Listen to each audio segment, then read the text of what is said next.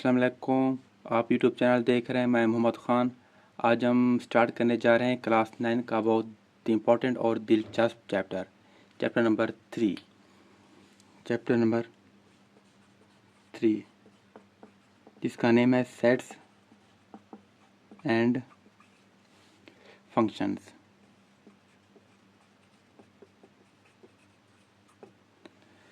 आज हम chapter 3 start करेंगे, ठीक है, जिसका नेम क्या लिखा है मैंने, सेट्स एंड फंक्शन। एक बात और बता दूं कि मैथ्स बस कैलकुलेशन नहीं होती, बल्कि यहाँ पर पैटर्न, स्ट्रक्चर एंड रिलेशनशिप को समझने की ये साइंस है। सो आज के लेक्चर में हम ना सिर्फ सेट्स एंड फंक्शन सीखेंगे, बल्कि ये भी देखेंगे कि इनका रियल लाइफ में क्या काम है और ये कहाँ कहाँ यूज़ होते हैं। सो चलिए शुरू करते हैं आज का लेक्चर। हम सबसे पहले हम देखते हैं कि पैटर्न क्या होता है, ठीक है। पैटर्न एंड स्ट्रक्चर, पहले हम इनको देख लेते हैं कि ये क्या होते हैं, क्या है पैटर्न एंड स्ट्रक्चर।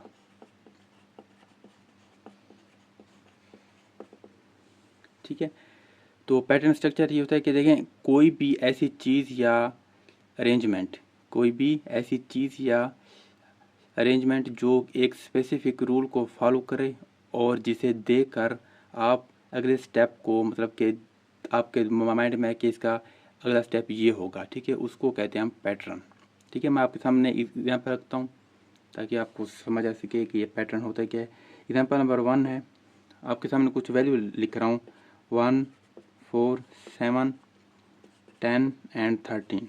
ठीक है, ये मैंने कुछ लिखे हैं वैल्यूज़। अब हमें इनको देख के ये बताना है कि 13 के आगे कौन सा नंबर आएगा। ठीक है, अब देखें 1, 4, 7, 10 एंड 13, इन सब के जो दरमियान में 3 वर्ड का गैप है। 3 देखें 1, 2, 3, 4, 5, 6, 7, 8, 9, 10, 11, 12, 13। ठीक है, हर नंबर के दरमियान 3 नंबर का गैप है। ठीक है, अगर इसी तरह हम देखें तो 13 के बाद 16 आता है, ऐसे हुआ ना।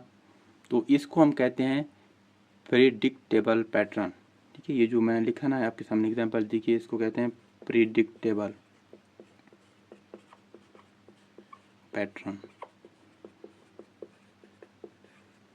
ठीक हो गया। अब अगली एक एग्जांपल है, दूसरी इसी चीज़ की एग्जांपल है, पैटर्न एंड स्ट्रक्चर की। ठीक है, वो मैं आपके सामने कुछ लिखता हूँ, नंबर 0, 1, 1, 2, 3, 5, 8, 13 एंड 21। ठीक है, आगे मूव कर रहे हैं।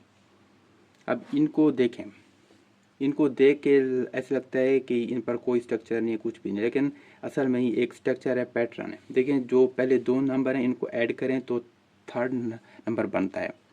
देखें 0 + 1 = 1। ठीक है, अब इन दो करें, 1 + 1 = 2। इसी तरह एंड 1 और 2 को जमा करें 3 बनता है, एंड 2, 3 को जमा करें तो 5 बनता है। ठीक है, इसी तरह जो पहले 2 वर्ड हैं उनको अगर आप आपस में ऐड करें तो उस जो आंसर आएगा वो आगे जो अगली वैल्यू की वही होगी। ठीक है, तो इसको कहते हैं फिबोनाची सीक्वेंस। ठीक है, मैं यहाँ लिख देता हूँ फिबोनाची सीक्वेंस। ठीक है, पैटर्न एंड स्ट्रक्चर की 2 दी एग्जांपल, एक ये दी, उसको कहते हैं प्रिडिक्टेबल पैटर्न, और जो दूसरी एग्जांपल है उसको कहते हैं फिबोनाची सीक्वेंस। ये 2 तरह की एग्जांपल हैं जो शो करते हैं कि ना पैटर्न और स्ट्रक्चर ऐसे होता है। और जो दूसरे इसका एक फार्मूला है, Fn = Fn-1 + Fn-2। ठीक है, ये इसी फार्मूले के मुताबिक ये चलती है। और एक यहाँ पर एक और बात है कि ये जो पैटर्न है ये हमारी लाइफ में, ठीक है, जो हमारी नेचर है या फूल की जो होती हैं पत्तियाँ, ठीक है, जो वो होता है गुलाब का फूल हो गया, दूसरे जो भी फूल उनकी जो वो होती हैं पत्तियाँ, एंड उसके साथ जो समंदर की शेल्स होती हैं, ठीक है, वहाँ पर भी ये पैटर्न पाए जाते हैं। मतलब कि मैथ जो भी हम पढ़ते हैं ना, पूरी मैथ ये हमारी रियल लाइफ में भी ये काम करती है, कहीं ना कहीं ज़रूर काम करती है। ठीक है, और एक और चीज़ है उसको हम देखते हैं,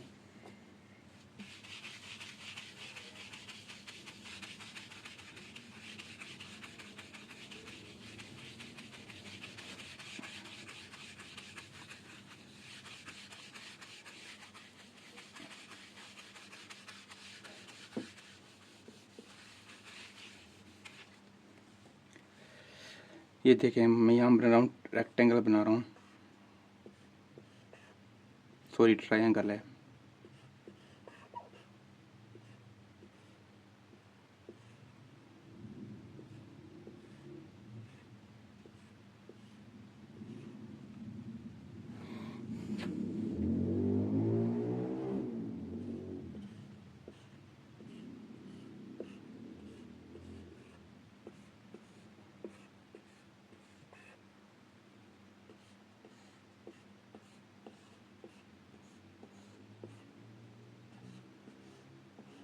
ठीक है, ये देखिए मैंने आपके सामने एक सीक्वेंस में बनाया, एक स्ट्रक्चर में बनाया रेक्टेंगल। पहले 7 हैं, फिर 5, फिर 3, फिर आखिर में 1 है। ठीक है, इसमें ये हुआ कि पहली जो रो है वहाँ पर 7 ट्रायंगल हैं, फिर अगली में 5 हैं, फिर अगली में 3 है और टॉप पर 1 है। ये जो रोज़ का जो मतलब कि रिपीट है, ठीक है, रोज़ का जो रिपीट होना और इनका डायनामिक जो मैथमेटिक रिलेशनशिप है, इसको हम कहते हैं स्ट्रक्चर। ठीक है, मैथ का स्ट्रक्चर इसको ही कहते हैं। देखिए ये एक प्रॉपर स्ट्रक्चर बन गया है, देखें ये रेक्टेंगल बन गया है बड़ा वाला। ठीक है, जो इसको हम कहते हैं मैथ का स्ट्रक्चर। तो मैथ हमारे लाइफ में हर एक चीज़ पर मैथ इम्प्लीमेंट हो रही है। ठीक है, तो ये था पैटर्न एंड स्ट्रक्चर। आते हैं अपने मेन टॉपिक पर। मेन टॉपिक हमारा क्या है, वह है सेट। ठीक है, अब हम इसको पढ़ते हैं कि सेट क्या होता है। हमारी रोज़मर्रा की जो ज़िंदगी है वहाँ पर हम अक्सर ये चीज़ बोलते हैं कि वाटर का सेट, टी का सेट, सोफ़ा सेट। ठीक है, तो ऐसे बहुत से सेट हैं जो हम अपनी रोज़मर्रा की ज़िंदगी में यूज़ करते हैं। तो एक मैथ ही मतलब कि एक मैथ का वो था, उसका नाम था, यहाँ मैं नाम लिख देता हूँ।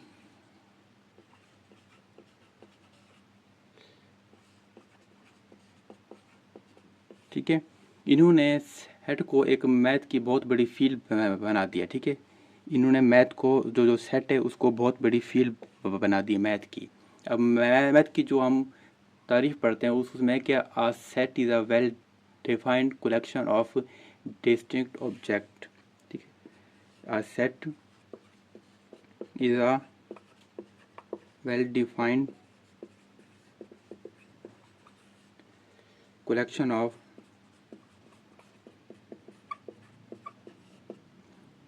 distinct object। ठीक है, ये मैथ की होती है डेफिनेशन जो हम यूज़ करते हैं। ठीक है, इसमें दो बहुत बड़े जो इसमें दो ऐसे वर्ड हैं जिनको समझना बहुत ज़रूरी है। ठीक है, एक तो है वेल डिफाइंड और दूसरा है डिस्टिंक्ट। ठीक है, ये दो वर्ड हैं इनको समझना बहुत ज़रूरी है। जो पहला वर्ड है वेल डिफाइंड, इसका मतलब ये नहीं ये है कि यानी बिल्कुल क्लियर हो कि कोई चीज़ सेट का हिस्सा है या नहीं है, बिल्कुल क्लियर हो। ठीक है, अगर मैं कहूँ कि दुनिया के 3 बेहतरीन मतलब के जो वो हैं क्रिकेटर, ठीक है, ये लेकिन ये सेट नहीं होगा, क्योंकि ना हर इंसान की अपनी अपनी होती है चॉइस कि किसी को कोई अच्छा लगता है, किसी को कोई और अच्छा लगता है, तो ये सेट में नहीं होता। अगर मैं कहूँ कि हफ्ते के दिनों के नाम, तो ये वेल डिफाइंड सेट है। ठीक है, क्योंकि ना हफ्ते के नेम तो 7 ही होते हैं, वो कोई भी मतलब कि आप पूरी दुनिया में कहीं बार भी जाएं वहाँ पर हफ्ते के नेम ये 7 ही होंगे, तो ये सेट होगा प्रॉपर। अगर मैं कहूँ कि 3 बेहतरीन मतलब के सिंगर या क्रिकेटर कुछ भी, तो वो सेट नहीं होंगे, क्योंकि ना हर किसी की अपनी चॉइस है और पूरी दुनिया में बहुत सारे सिंगर हैं, बहुत सारे क्रिकेटर हैं, तो वो सेट में नहीं आएंगे 3। ये था वेल डिफाइंड। ठीक है, अगला हम देखते हैं डिस्टिंक्ट। इसका है कि यानी सेट के अंदर कोई भी एलिमेंट रिपीट नहीं होना चाहिए। ठीक है ना, अगर देखें मैं यहाँ लिख देता हूँ 1 2 3 4 5। ठीक है, ये हमारा सेट है, इज इक्वल टू, अब ये जो लिखा है मैंने ये डिस्टिंक्ट है, लेकिन अगर मैं और लिखूँ 1 2 3 2 4 3, ठीक है, तो ये हमारा सेट नहीं है डिस्टिंक्ट, क्योंकि ना इसमें 2 और जो 3 है ये बार बार रिपीट हो रहे हैं, तो ऐसा सेट डिस्टिंक्ट सेट नहीं होता जो जिसमें कोई भी नंबर, कोई भी एलिमेंट बार बार रिपीट ना हो, मतलब कि एक ही बार एक नंबर हो, तो उसको कहते हैं डिस्टिंक्ट सेट। ठीक है, और सेट को हम हमेशा कैपिटल लेटर से लिखते हैं। जैसे देखिए मैंने लिखा ना ए, अगर कोई भी सेट हो उसको हम जब किसी मतलब के शो का, जैसे ये जो पूरा सेट है ये ए के बराबर है, तो जो ए और यहाँ पर कोई भी वर्ड आएगा, कोई भी अल्फ़ाबेट कुछ भी, तो वो हमेशा मतलब के कैपिटल आएगा, ठीक है। तो जो सेट के अंदर होंगे, ठीक है, उसके मतलब के जो ये लिखा हुआ है 1 2 3 4 उसके एलिमेंट, वो हमेशा समान होंगे, ठीक है। अगर यहाँ लिख देता हूँ B is equal to A B C D E, ठीक है। तो ये सेट है, जो सेट का बाहर वाला लेटर है, ठीक है, वो कैपिटल होगा, जो अंदर वाले हैं वो स्मॉल होंगे, ठीक है। तो ये था सेट, ये सेट की डेफिनेशन है, और जिसने सेट को इंट्रोड्यूस कराया उसका नाम ये है। और उसके बाद सेट में ये दो चीज़ें आपको पता होना बहुत ज़रूरी है, ये well defined set and distinct, ठीक है। तो ये था हमारा सेट। हम पढ़ते हैं ways to represent a set, मतलब कि हम सेट को कैसे रिप्रेजेंट करते हैं, ठीक है। इसका क्या टॉपिक है, वेज टू रिप्रेजेंट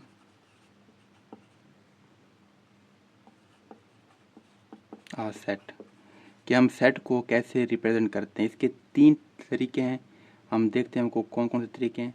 तो सबसे पहला है, उसका नेम है descriptive set, sorry descriptive form, descriptive form, ठीक है। ये जो ये पहली फॉर्म है, चीज़ जैसे हम सेट को मतलब के देखते हैं कि सेट है, उसको हम शो करते हैं रिप्रेजेंट। इसका जो लिखने का तरीका वो है कि जब हम सेट को आम अल्फाज में बयान कर दें, कैसे करें, जब हम सेट को आम अल्फाज में बयान कर दें। जैसे for example A is equal to, अगर मैं यहाँ लिख दूँ इंग्लिश अल्फ़ाबेट और वोवेल्स, ठीक है, ठीक है। ये देखिए ये एक सेट है, इसके अंदर लिखा हुआ है इंग्लिश अल्फ़ाबेट वोवेल्स। तो ये हमने आम अल्फाज में इसको कहा कि सेट के अंदर ये चीज़ें हैं, तो इसको कहते हैं डिस्क्रिप्टिव सेट, जिसको हम अपनी आम अल्फाज में मतलब कि हम अपनी आम जो हमारी वर्डिंग है उसमें हम उसको बयान कर दें कि इस सेट के अंदर ये चीज़ें होती हैं, ठीक है। इसको कहते हैं डिस्क्रिप्टिव सेट। तो दूसरी इसकी फॉर्म है वो है टेबुलर फॉर्म, टेबुलर फॉर्म, ठीक है। इसमें ऐसा होता है कि जब हम एलिमेंट को कर्ली ब्रैकेट के अंदर कॉमा लगाकर लिस्ट कर दें, ठीक है। जैसे ए इज इक्वल टू AEIOU, ठीक है। देखें यहाँ पर जो जो 5 हमारे होते हैं वोवेल्स वो मैंने लिखे, कॉमा भी लगाया, और साथ जो हमारी वो होती है ब्रैकेट वो भी लगाई। तो इस फॉर्म को कहते हैं टेबुलर फॉर्म। ये जो पहला फॉर्म थी इसको हम अपनी वर्डिंग में लिखते हैं कि इस सेट के अंदर ये चीज़ें होंगी, और जो टेबुलर फॉर्म है इसमें हम वो चीज़ें लिखते हैं जो सेट में हम कह रहे हैं कि ये चीज़ें होंगी, ठीक है। देखिए यहाँ पर मैंने लिखा कि यहाँ पर इस सेट में इंग्लिश के अल्फ़ाबेट वोवेल्स होंगे, लेकिन इस सेट में मैंने वोवेल्स लिखे हैं। तो जो टेबुलर फॉर्म है उसमें हमें वो चीज़ लिखनी पड़ती है, प्रॉपर सेट के जो सेट हेड का लिखने का तरीका होता है उसी के मुताबिक हमें वो चीज़ें उसमें लिखनी पड़ती हैं। अब जिसकी थर्ड फॉर्म है वो है सेट बिल्डर फॉर्म,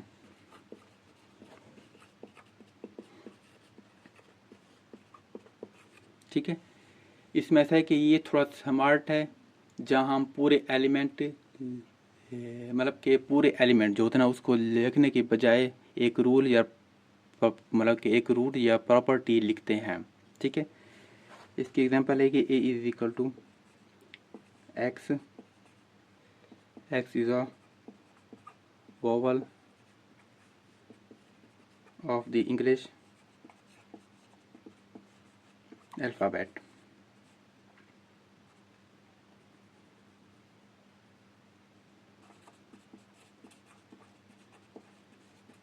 ठीक है। तो इसका जो सेट बिल्डर फॉर्म है इसका लिखने का तरीका है, चीज़ हुई सेम है। देखिए यहाँ पर भी इंग्लिश के वोवेल्स हैं, यहाँ पर भी इंग्लिश के वोवेल्स हैं, यहाँ पर भी इंग्लिश के वोवेल्स हैं, ठीक है। लेकिन यहाँ पर हमने अपनी जो हमारी वर्डिंग होती है उसमें लिखा कि यहाँ पर इंग्लिश वोवेल लिख रहे हैं, यहाँ पर जो वोवेल थे हमने वही लिखे, यहाँ पर हमने उनको एक प्रॉपर्टी के मतलब के जो होती है उस शक्ल उसमें लिखा है कि x is a vowels of English alphabet, ठीक है, कि इस जो ये सेट है इसके अंदर इंग्लिश के एल जो वोवल्स हैं 5 हुई यहाँ पर लिखे हुए हैं, ठीक है। इनको हमने एक रूल के फॉर्म में लिखा, या रूल या जैसे मैंने प्रॉपर्टी, ठीक है, या रूल या प्रॉपर्टी समझ लें। ये इसको हमने इस फॉर्म में लिखा, इसको जो वोवल्स थे हमने उसके जो उनकी जो थे हमने वो लिखे, इनको हमने अपनी वर्डिंग में लिखी सिंपल। ये 3 फॉर्म होती हैं जिनके ज़रिए हम सेट को रिप्रेजेंट करते हैं, ठीक हो गया। सो ये थे ways to represent a set. तो आगे पढ़ते हैं इम्पोर्टेंट नंबर सेट, ठीक है। क्या पढ़ते हैं? इम्पोर्टेंट नंबर सेट, ठीक है। मैथ्स में कुछ स्टैंडर्ड सेट होते हैं जो आपको याद रखना ज़रूरी होते हैं, ठीक है, आपको हमेशा वो याद रहने चाहिए। वो 5 तरह के सेट हैं। तो पहला वहाँ पर है नेचुरल नंबर।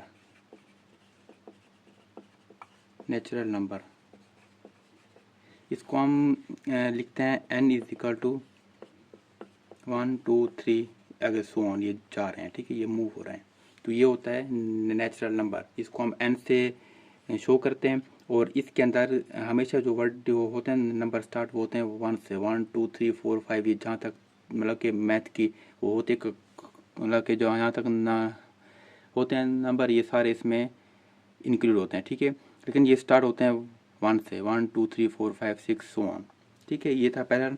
अब दूसरा होता है होल नंबर। इसको हम शो करते हैं W से, और इसके अंदर जो नंबर स्टार्ट होते हैं वो होते हैं 0 से, 0 1 2 3 आगे सो ऑन, ठीक है। इसमें और इसमें एक फ़र्क है कि यहाँ पर 0 आ रहा है, यहाँ पर 0 नहीं है। नेचुरल नंबर 1 से स्टार्ट होता है, और जो होल नंबर है वो होता है स्टार्ट 0 से, ठीक हो गया। ये 2 थे। अब थर्ड इसका है वो इंटीजर, इंटीजर्स, ठीक है। इनको हम शो करते हैं Z से, और इनके अंदर जो आते हैं नंबर वो 0 +-1 +-2 +-3 सो ऑन, ठीक है। मतलब कि इसके अंदर +1 भी आएगा, +2 भी, +3 भी, -1 -2, इसमें टोटल आ जाएंगे नंबर, और 0 भी होगा, ठीक है।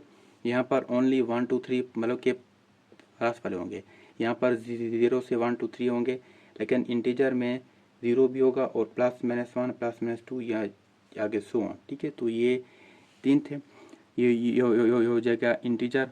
अब अगला है फोर्थ पे आता है इवन नंबर। इसको हम ई से शो करते हैं, और इसके अंदर इवन में 2 4 6 8 इसमें ऐसे नंबर शो होते हैं, वो हम लिखते हैं 2 4 6 8 जिनके पेयर बने, ठीक है, जिनके क्या बने पेयर बन जाए उसको कहते हैं इवन नंबर। इसको हम ई से शो करते हैं। उसके बाद आता है ऑड नंबर, उसको हम शो करते हैं ओ से, और उसके अंदर आते हैं 1 3 5 7 11, ठीक है, ऐसे नंबर आते हैं जिनके पेयर ना बन सकें, ठीक है। और जो मतलब कि अगर हम अपनी वर्डिंग में कहें तो इसको कहते हैं ताक जो होता है ऑड नंबर, इसको कहते हैं जुफ्त जो होता है इवन नंबर, ठीक है। तो इसको हम शो जो इवन नंबर इसको शो करते हैं ई से, जो ऑड नंबर इसको शो करते हैं ओ से। एंड इसके बाद आता है प्राइम नंबर। प्राइम नंबर को हम शो करते हैं पी से, और इसके अंदर वो आते हैं नंबर जो बस खुद पर डिवाइड हों और किसी भी नंबर पर डिवाइड ना हो सकें, ठीक है, 2 3 5 7, ठीक है। इसी तरह और भी हैं जो कि बस अपने ऊपर ही होते हैं डिवाइड, और किसी भी नंबर पर डिवाइड नहीं होते, उसको कहते हैं प्राइम नंबर, ठीक है। ये थे 4। पहले हमने पढ़ा नेचुरल नंबर, उसके बाद पढ़ा होल नंबर, फिर पढ़ा इंटीजर, फिर even number, odd number and prime number, ठीक है। अब लास्ट में बचता है 5। उसमें एक तो आता है रेशनल, इसको हम क्यू से शो करते हैं। दूसरा आता है इरेशनल, इसको हम क्यू के ऊपर छोटी सी लगती डैश उसे शो करते हैं, ठीक है। इसमें यही फ़र्क है, इसको क्यू से, इसको भी क्यू से करते हैं, लेकिन इसके ऊपर एक आती है डैश, उससे हम इसको शो करते हैं। और इन दोनों को जब हम आपस में ऐड करते हैं, रेशनल और इरेशनल को, तो वो बनता है रियल नंबर, ठीक है, वो बनता है रियल नंबर, ठीक है। तो ये 5 तरह के सेट हैं जिनको हम इन नंबर से शो करते हैं। नेचुरल को करते हैं एन से, होल को करते हैं डब्ल्यू से, एंड इंटीजर को करते हैं जेड से, जो इवन नंबर उसको करते हैं ई से, जो ऑड नंबर उसको करते हैं ओ से, जो प्राइम नंबर उसको करते हैं पी से, एंड जो है नंबर रेशनल उसको करते हैं क्यू से, जो इरेशनल उसको करते हैं क्यू के ऊपर छोटी सी डैश लगाते हैं ये, और जो रियल नंबर है उसको हम शो करते हैं आर से। किसे करते हैं? आर से। तो ये आपके पास 5 तरह के सेट हैं जो कि आपको याद होना मतलब कि ज़रूरी हैं, और ये अक्सर ये नंबर हर जगह यूज़ होते हैं। तो ये थे 5 सेट नंबर इम्पोर्टेंट। पढ़ते हैं टाइप्स ऑफ सेट। ये बहुत इम्पोर्टेंट है, अक्सर ये क्वेश्चन एग्ज़ाम में भी पूछा जाता है, और आज का हमारा जो लेक्चर उसका ये लास्ट टॉपिक है, टाइप्स ऑफ सेट। तो हम इसको देखते हैं ये कौन से टाइप्स हैं, टाइप्स ऑफ सेट, ठीक है। इसकी 5 टाइप्स हैं, हम आप उनको पढ़ते हैं बारी बारी के कौन कौन सी टाइप्स होता है क्या क्या है। जो पहली टाइप है सिंगलटन सेट,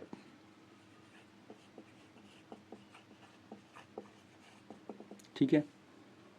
जिस सेट में सिर्फ एक एलिमेंट हो, जैसे for example A is equal to 3 या B is equal to Monday,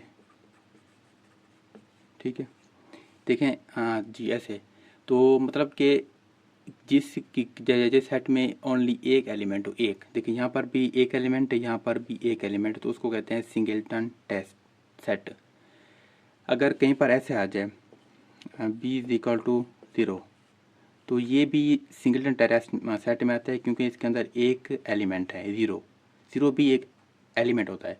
अगर कहीं पर खाली आ जाए ना, तो उसको हम सिंगलटन सेट नहीं कह सकते। अगर किसी के अंदर ज़ीरो आ जाए तो उसको हम सिंगलटन सेट कह सकते हैं, क्योंकि उसके अंदर एक एलिमेंट होता है। तो ये था सिंगलटन टेस्ट सेट। अब जो दूसरा आता है वो है एम्प्टी, एम्प्टी या नल, एंड यूडवेल नल सेट। इसमें जब सेट खाली हो, ऐसे या कहीं पर ऐसे भी लिखा आता है, ठीक है। इन दो में से अगर कोई भी आ जाए तो उसको कहते हैं एम्प्टी सेट या नल सेट, ठीक है। थर्ड है इक्वल या इक्विवेलेंट सेट, ठीक है। इक्वल या इक्विवेलेंट सेट, अगर दो सेट्स के एलिमेंट बिल्कुल सेम हो तो वो इक्वल सेट होंगे। जैसे ए इज इक्वल टू 1 2 3 4, ठीक है, और बी इज इक्वल टू 1 2 3 4, ऐसे लिख दें, या लिख दें 1 4 2 3, ठीक है, या ऐसे लिख दें। देखें ए का सेट भी वही है, इसमें 4 है, 1 2 3 4, बी के सेट में 1 2 3 4, या ऐसे लिख दें 1 4, नंबर तो वही है ना, 1 2 3 4, ठीक है। तो इस सेट को कहते हैं इक्वल सेट, ठीक है, जहाँ पर अंदर के जो एलिमेंट है वो सेम हो, तो दोनों के इक्वल हो। अब जो होता है इक्विवेलेंट सेट, इसको कहते हैं कि अगर अंदर के जो सेट है उनकी जो उनके जो तादाद है वो इक्वल हो। जैसे for example A is equal to 1 2 3 4, ठीक है। ऐसे B is equal to A B C D. देखिए यहाँ पर भी 4 अंदर मतलब के एलिमेंट है, यहाँ पर भी 4 हैं, तो इनकी तादाद हो, जो इनकी तादाद है वो बराबर है, लेकिन नंबर सेम नहीं है। नंबर यहाँ पर सेम थे 1 2 3 4 1 2 3 4, तो इसको कहते हैं इक्वल सेट, इसको कहते हैं इक्विवेलेंट सेट, ठीक है। इनकी तादाद बराबर है, लेकिन नंबर यहाँ पर चेंज है, यहाँ पर 1 2 3 4 है, यहाँ पर ए बी सी डी है, इसको कहते हैं इक्विवेलेंट सेट। अब उसके बाद आता है चौथे नंबर पर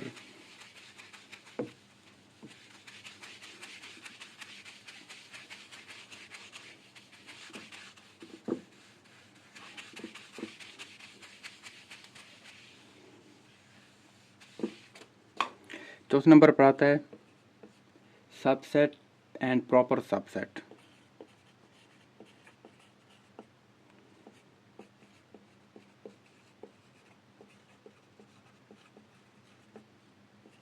ठीक है, सबसेट एंड प्रॉपर सबसेट जो होता है सबसेट उसको हम शो करते हैं इस साइन से। ठीक है, जो होता है प्रॉपर सबसेट उसको ओनली इस साइड से शो करते हैं। ठीक है, इस साइन से। ठीक है, तो ये दो सेट हैं। अब इनमें क्या फ़र्क है, अगर सेट ए के तमाम एलिमेंट सेट बी में मतलब के हों पड़े अवेलेबल हों तो उसको कहते हैं ए सबसेट बी का। ठीक है, जैसे फॉर एग्जाम्पल जैसे उन्होंने कहा ना कि अगर सेट ए के तमाम एलिमेंट सेट बी में मौजूद हों तो उसको कहते हैं ए सबसेट है बी का। ठीक है, अगर बी में कम से कम एक एलिमेंट ऐसा हो जो ए में नहीं हो तो उसे प्रॉपर सबसेट कहते हैं। ठीक हो गया, ये था हाफ सेट। इसकी एग्जाम्पल ऐसे है कि ए इज इक्वल टू 1 2 3,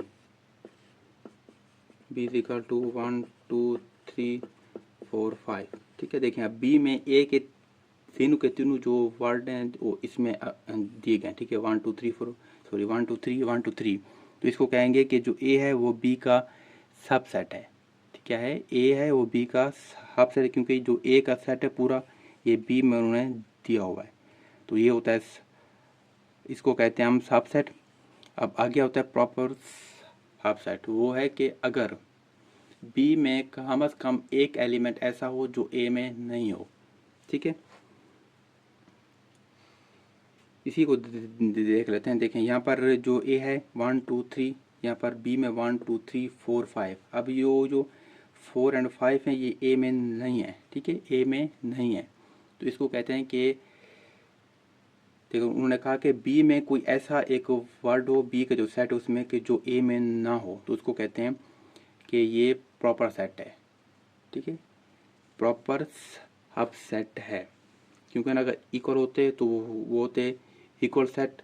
अगर जब ये जो सेट ए है इसके तीन के तीन जो नंबर हैं वो बी में दिए गए हैं तो इसको कहते हैं जो ए है वो बी का सबसेट है।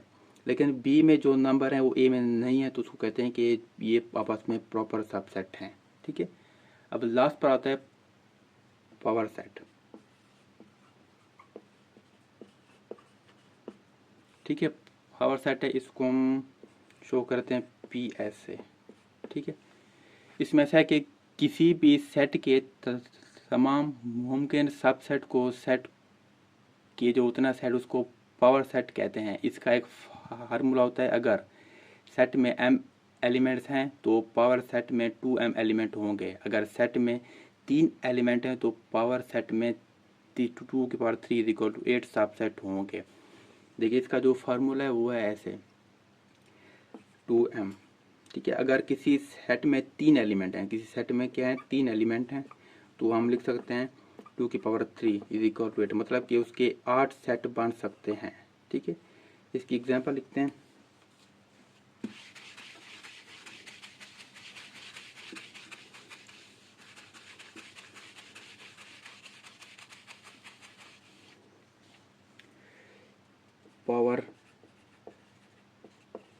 Power set. ठीक है, अगर ए हमारे पास सेट है ए, इसके अंदर 3 सेट हैं, 3 एलिमेंट हैं। ठीक है, इसका जो फार्मूला था वो मैं लिखा 2 की पावर m। ठीक है, ये m होता है मतलब कि जो अंदर जो नंबर देंगे उसको काउंट करें कि उनकी तादाद कितना है तो उसको कहते हैं m। तो ये क्या हुआ 2 की पावर 3 इज इक्वल टू 8, मतलब कि इस जो सेट के हम 3 सेट बना सकते हैं। ठीक है, अब वो कैसे बनेंगे, वो ऐसे बनेंगे, पहला आएगा खाली, दूसरे में 1 आएगा, तीसरे में 3, इसमें 2 फिर 3 फिर जो फिर आएगा 1 2। ठीक है, फिर आएगा 2 3, फिर आएगा 1 3।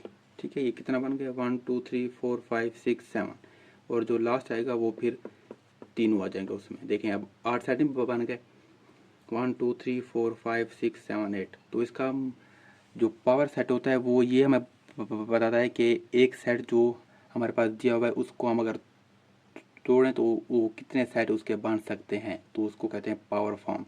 अब वो हमें एक तो होता है कि उसको हम ओपन करें तब हमें वो गाइड है कि कितना सेट बन सकते हैं। एक होता है उसका फार्मूला कि यहाँ पर हम डायरेक्ट उसकी जो होती है वैल्यू पुट करें, उसको सॉल्व करें, जो आंसर आएगा मतलब कि इस सेट के इतना सेट बन सकते हैं। ठीक है, तो ये होता है पावर सेट। सो आज का लेक्चर था यहाँ तक। अगर कुछ हमें ना आई हो तो हम अगले लेक्चर में उसको फिर रिपीट करेंगे और अगले लेक्चर में हम एक्सरसाइज 3.1 स्टार्ट करेंगे। सो अब तक के लिए इतना। अपना और अपने इस चैनल का ख्याल रखिएगा। अल्लाह हाफिज़।